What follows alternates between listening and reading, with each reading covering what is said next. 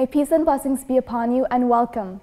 You're watching the My Voice show on EOS with your host, Aisha Heather. You may have heard of us from our magazine, the My Voice magazine. We're the voice of Muslim youth. We come together to discuss the topics that matter to youth. So we've brought the show for you, and today's theme is one that hits home. It's mental health.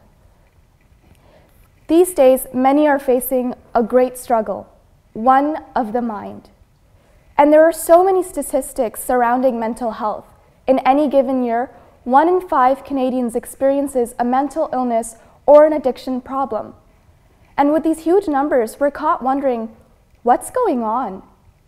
Today, to answer our questions, we have Brother Mohammed Sheikh, who calls himself the Mind Mechanic, and he is the owner of the platform Coach the Mind. Assalamu alaikum, Brother Mohammed. Wa alaikum salam. How are you? Thank you for having me.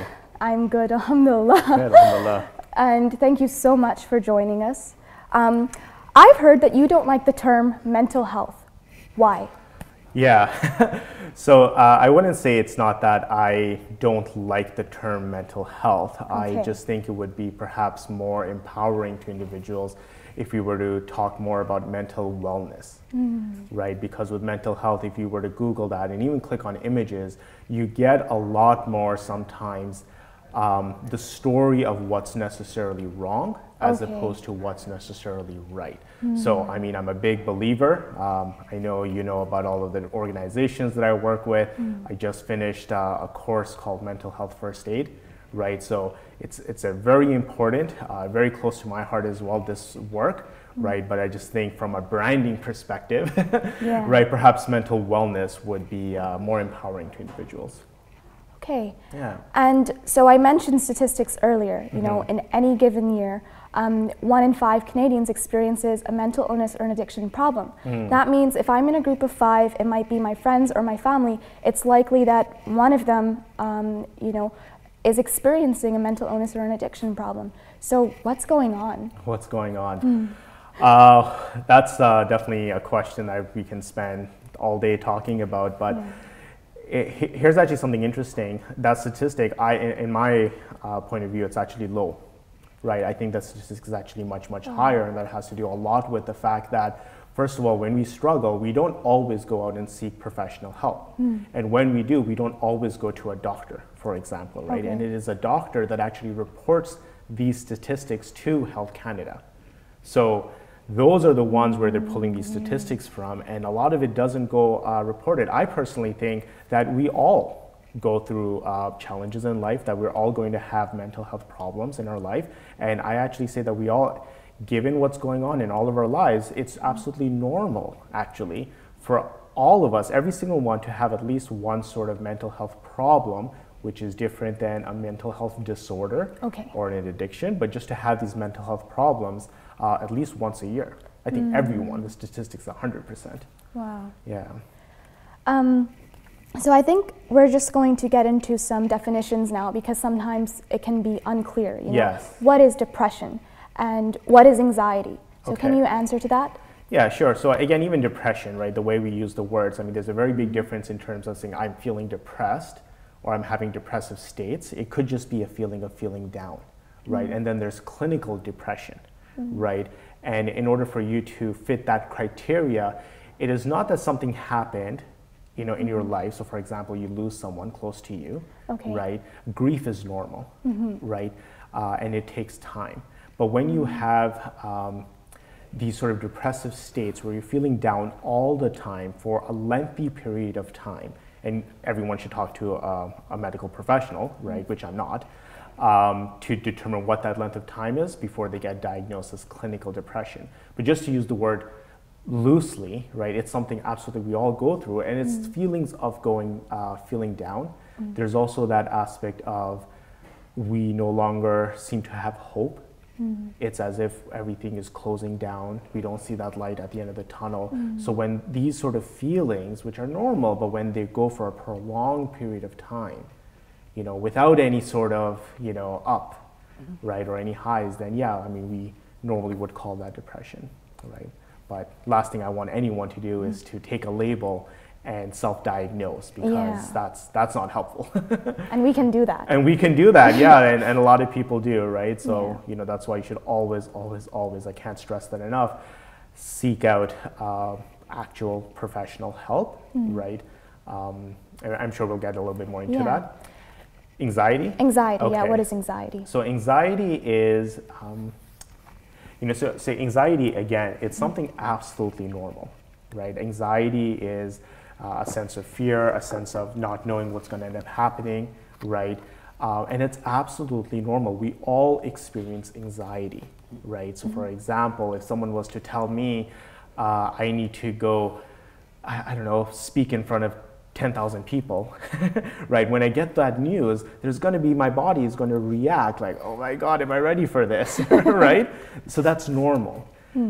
When that no longer, maybe I'm done the speech, all right? So that thing that was causing me the anxiety has now gone away. What's normal now is for the anxiety to also go away.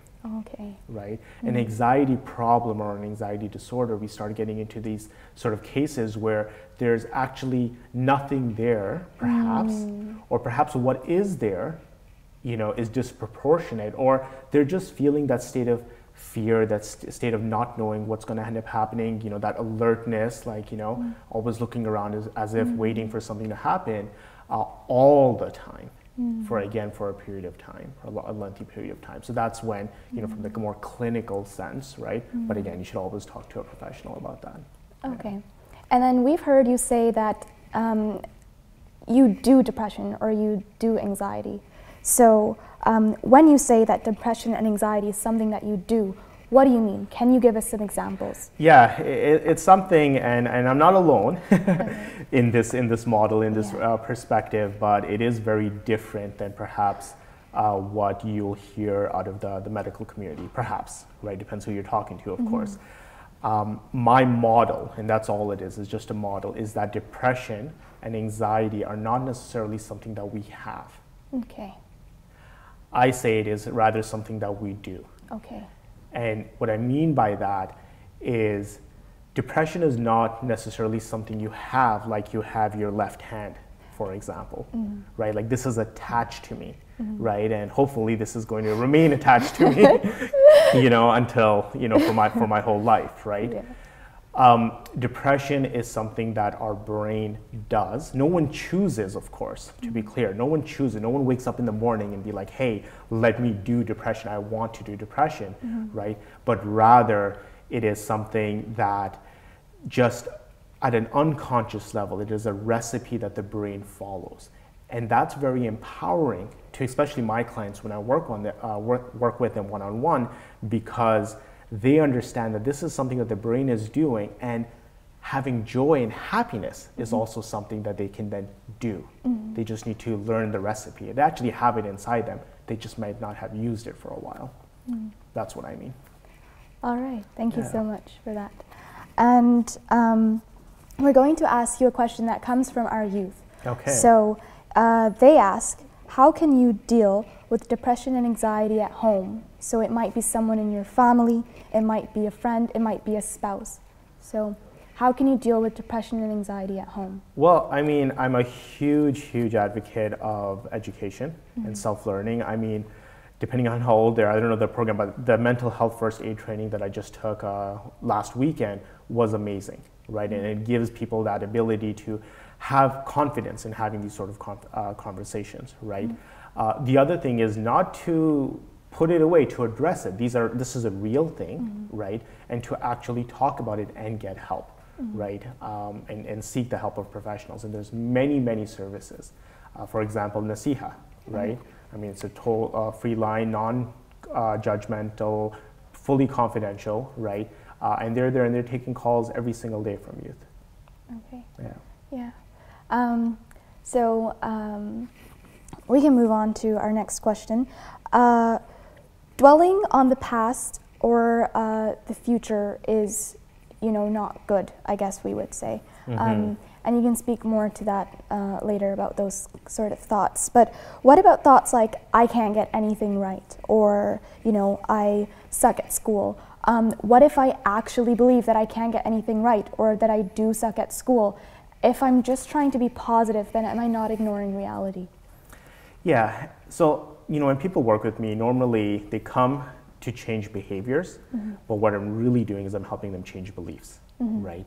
And that's what's going on here. When you make these sort of statements like, I am not good, I am, bad at math, I am a failure, or I am all of this sort of talk about the self, these are statements at the identity level. And, the identity level, who you say I am, it is programming that you're sending to your unconscious, right? And you will make that true. Now, you said a very good point, that you can't just, if you truly are bad at something, for example, let's pretend I don't know how to swim. Right now, I can spend my whole life saying I'm afraid of water. That's an identity statement. I am afraid of water, right? And I'll never try. But I can change that to I am learning how to swim, right? But just by doing that, I can't just jump into the deep end. I'm going to drown, right? So instead, it is I change that and then I acquire the skill. So I practice that, right? So sorry, I'm going to have to cut you off there because we have to take a short break, but we have more to share after the break, so stay tuned.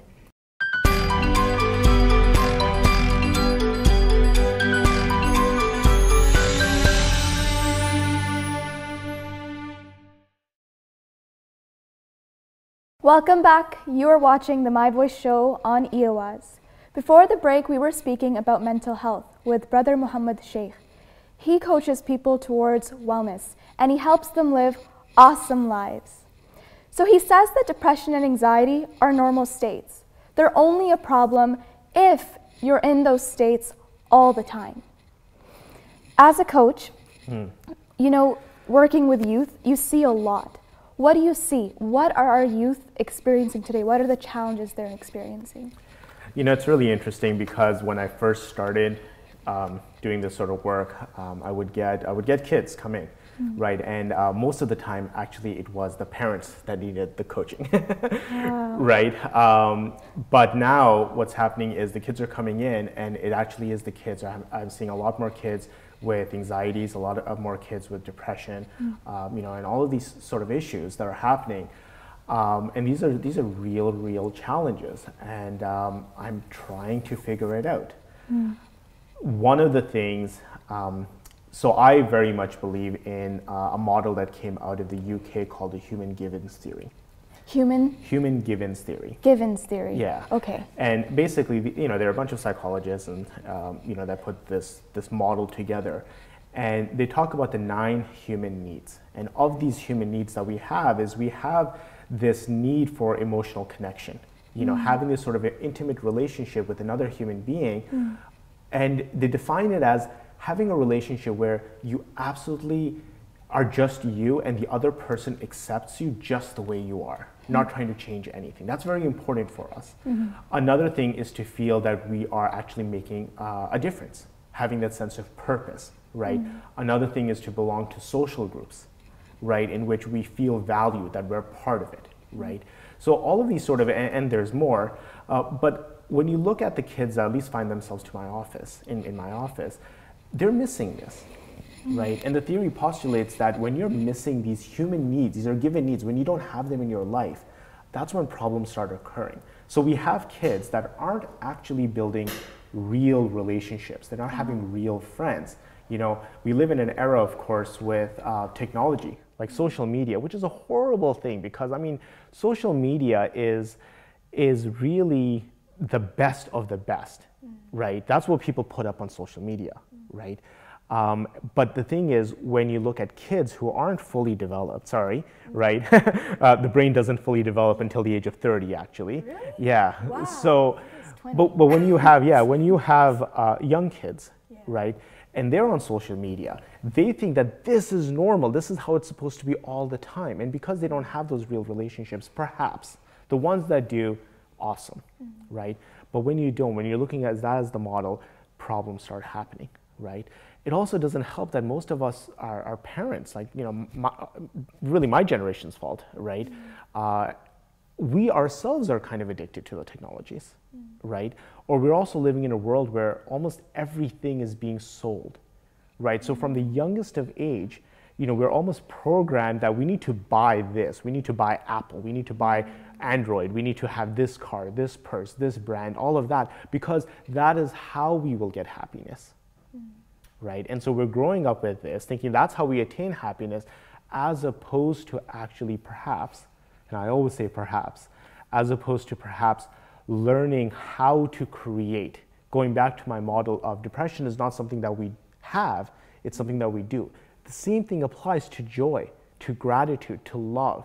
It is not something that we innately just have in us. It is something that we're doing, right? So we don't necessarily learn how to cope when things are tough, how to activate gratitude or joy, or those seeking out and having those relationships, calling on our friends, or our parents, right? And having that emotional support when things are tough.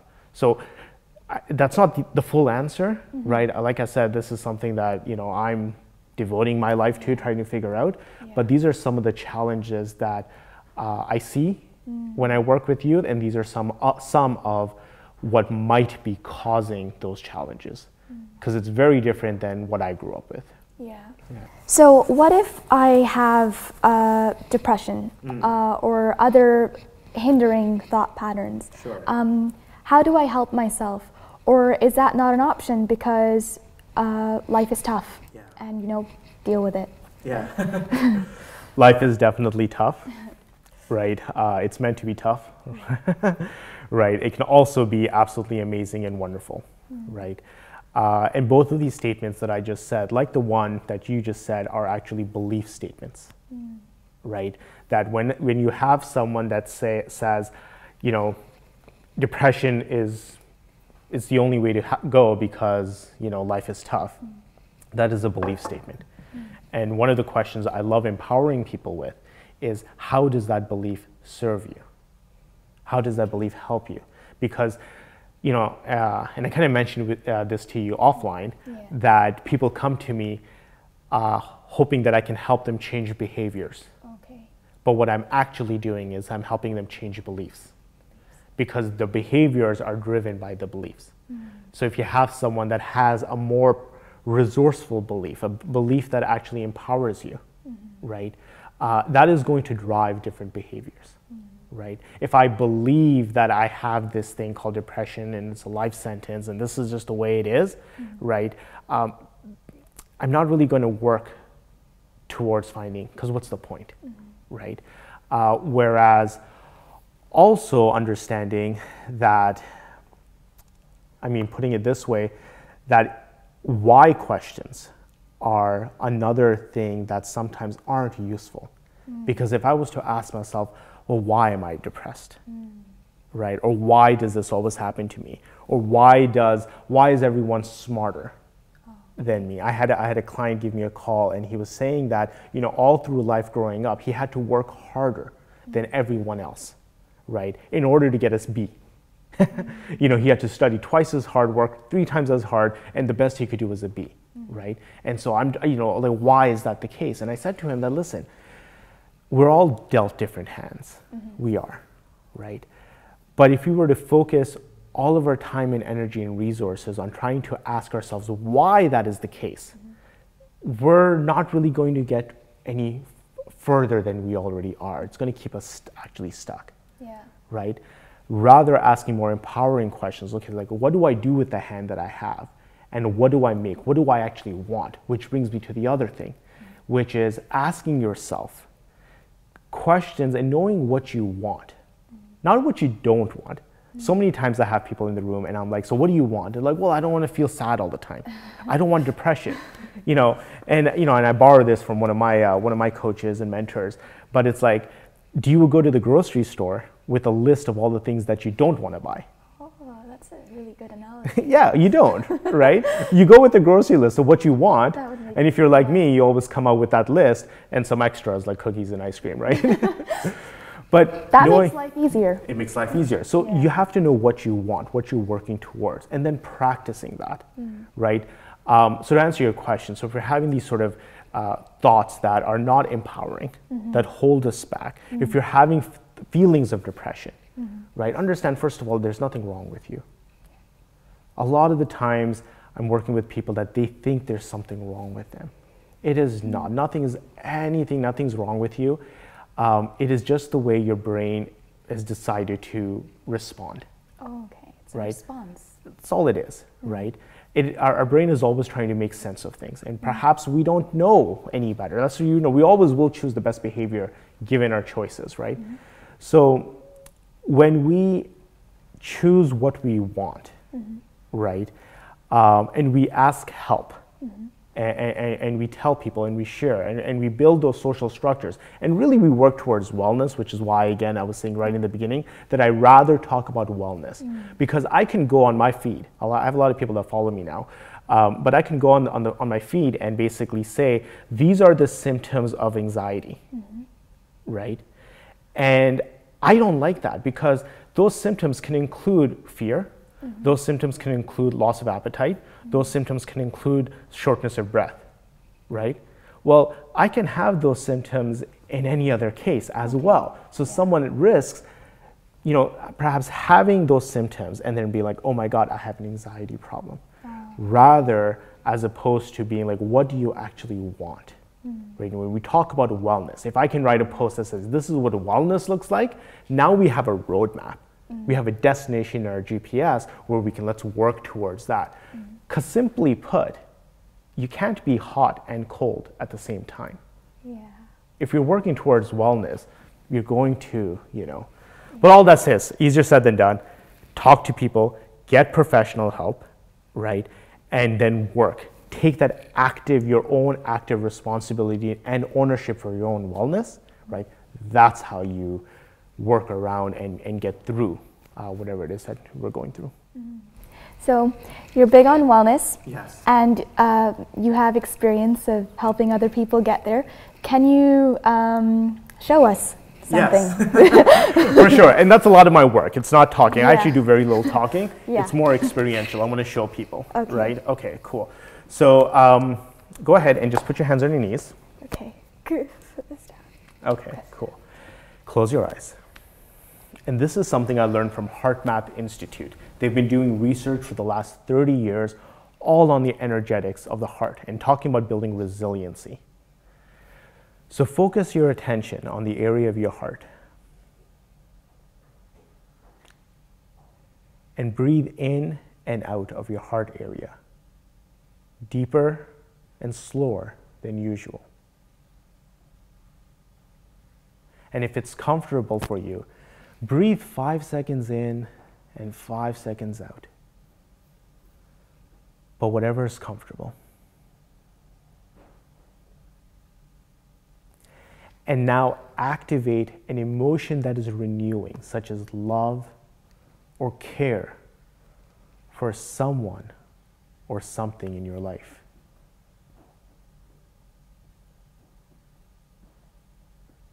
Holding that emotion.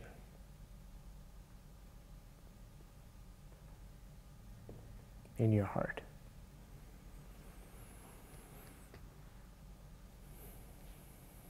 Okay, that's good. Thank you. Now, to give you some of the science behind that, if I had you hooked up to a heart rate variability sensor, what you would see is that your heart rhythm actually changes to a rhythm that's more coherent. Your sympathetic and your parasympathetic branches of your autonomic nervous system, they actually become in sync, and your mind, body, and heart start working together, the optimal way to function, right? And your body actually also, by doing that exercise, when we activate an emotion that is renewing, our body actually begins to produce the hormone DHEA, which is a vitality hormone, which also helps with calming the brain, calming the anxieties, cortical facilitation, basically making us think better, be more creative, doing everything, right? So that's what I'm talking about, helping people be awesome. But an exercise like that, honestly, if you guys were to do this exercise 5 minutes every day for 1 month, you will notice a huge difference in your life. All right. Thank you so much, Brother Mohammed, for joining us. How can people reach you? Yes. What's the best way? So the best way is you can go to my website, coachthemind.ca. But I encourage people to, follow me on Facebook, right? I don't put pictures of my meals all the time, right? I like to engage people. I like to put posts that are actually useful that they can apply themselves, and also Instagram as well, right? So I'm sure the links will be in this feed or something. But just go to coachthemind.ca and you'll be able to follow me from there. Thank you so much for joining us. Please visit our website. You can subscribe to our magazine, to our newsletter. You can leave us a question. And do not forget to write to us if you want to join our team or start a chapter in your city. Take care. See you next time. This is the My Voice team from the EOS studio.